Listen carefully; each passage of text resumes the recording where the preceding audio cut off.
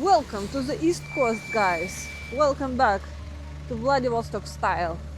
You know, guys, I made a joke like, you there in the capitalist West America, you have Beverly Hills or Hollywood Hills, but we have here a Soviet Hills. So, welcome to my hood.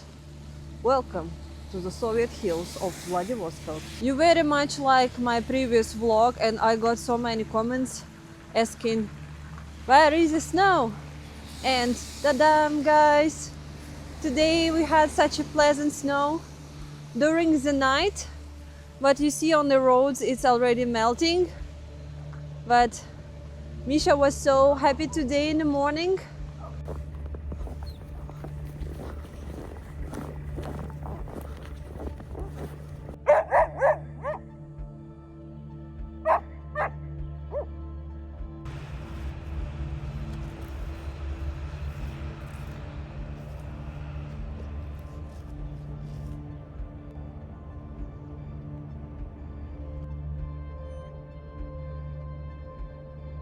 If you don't know where Vladivostok is, we literally locate on the coast of Japanese Sea between three countries, North Korea, Japan and China.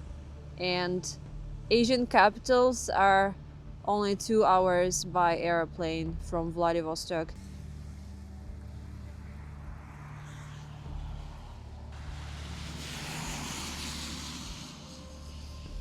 Under my previous vlog about Vladivostok, someone told me that it is a southern bright version of Murmansk city. And I can agree with you. I've never been to Murmansk actually. But imagine scale of Russia. Vladivostok locates on the border with North Korea and China. And Murmansk locates on the border with Norway. Honestly, we don't have any sightseeing in our Soviet hood. Only a few shops and panel houses. But we have very cool place here. We have a museum of old retro Japanese cars. Now it's closed because it's still winter holidays. But I will show you where it is. And look, some crazy Japs classics here standing outside. Well, Vladivostok is the capital of Japanese cars.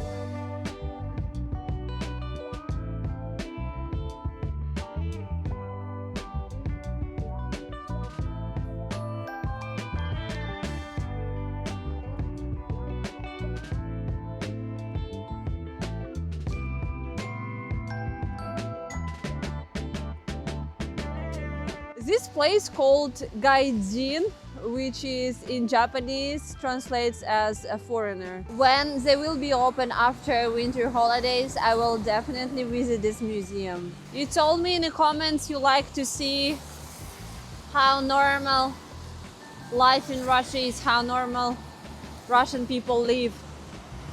So this is how we live in a typical hoods of Vladivostok. Great panel houses, but only Japanese cars. Nothing is really going on here, guys. It's just a place where people live and no any other big infrastructure here. Only a few supermarkets, not a big shopping mall, no big parks. So pretty much you live in your house and you jump in the car and you need to drive somewhere from here. Like many other Soviet residential areas, our district was built in the early 1980s. At that time, Vladivostok was undergoing one of its largest housing developments in decades. When these buildings were first constructed, they were considered high-quality housing. The apartments are quite spacious, ranging from 1 to 3 rooms, with some units reaching almost 100 square meters.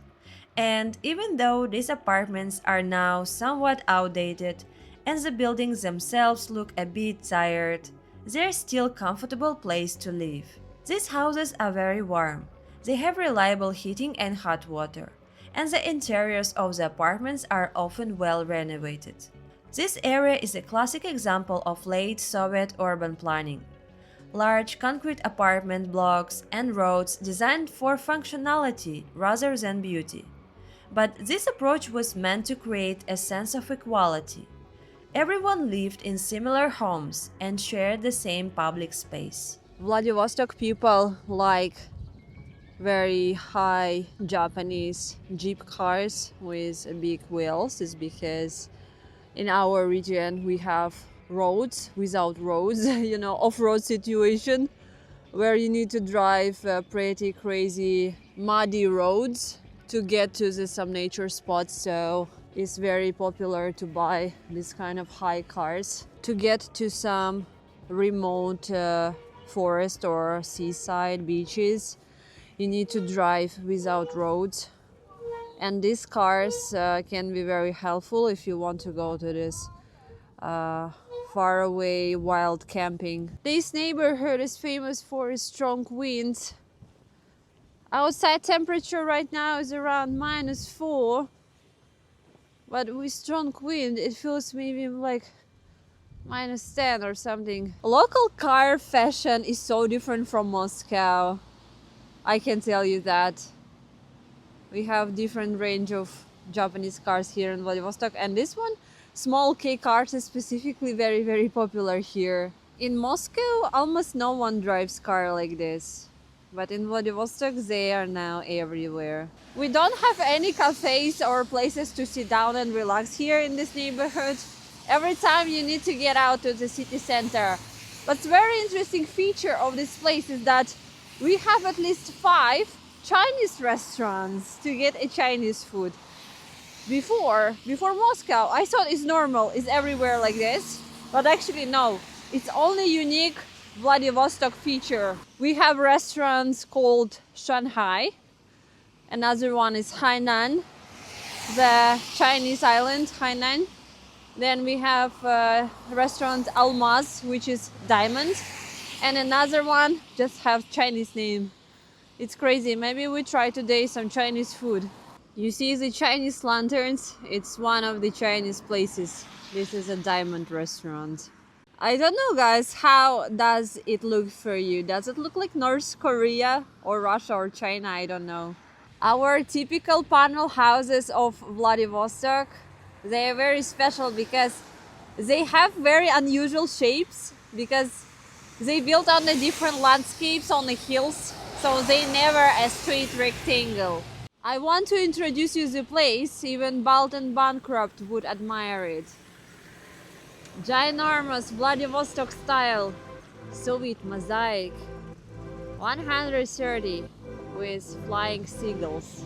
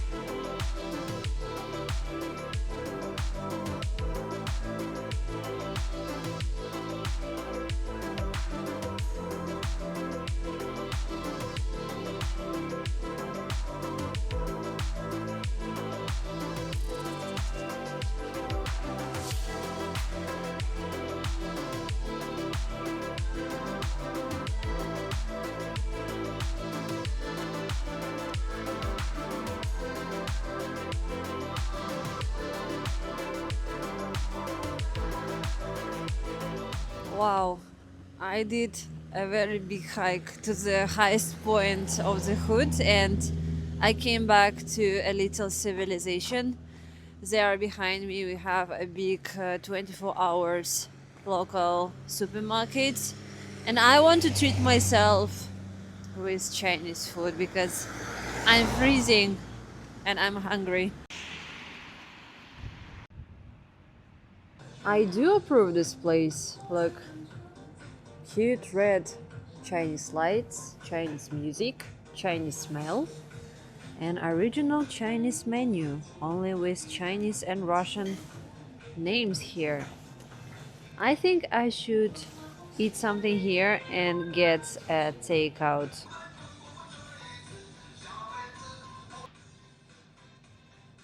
I have a biggest mystery of my life. In every Chinese restaurants in Russia or elsewhere, they have such a giant menu. They can cook 100 dishes in one place. How they know how to cook everything and how they store that many food in one place? It always has been my big question. So if you guys from China and you can answer these questions, you can let me down below in the comments. It's very hard to go to Chinese restaurant alone because portions are so big usually. So here I found soup. It's a portion for one. Tomato soup with meat. I think it's like Chinese borscht or something. Together with rice and also Chinese Coca-Cola. Also, I ordered 2 dishes for takeaway. Usually you don't expect much from visiting such simple local cafes like this, but food surprised me. It was nice. It is strong 8 out of 10. And this place runs by real Chinese people and they speak Russian here, so they keep food original. For takeout, I ordered harbin salad and fried Chinese beef. Also, they gave me a little package. I think it is juice inside. How cute is that? And also they have so adorable takeout bag. Look at this. It is Chinese lion.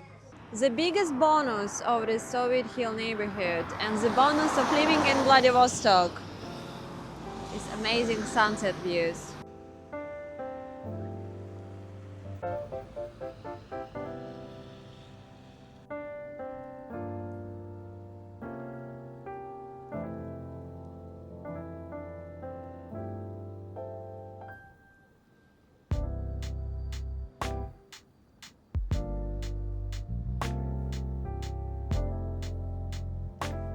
Thank you so much guys for visiting my channel. If you want to learn something more about me, Lisa the Russian or my dog, Misha the Comrade, you can go and watch other vlogs on my channel. And if you want to follow us in our Far East Russian adventures, please subscribe to my channel down below.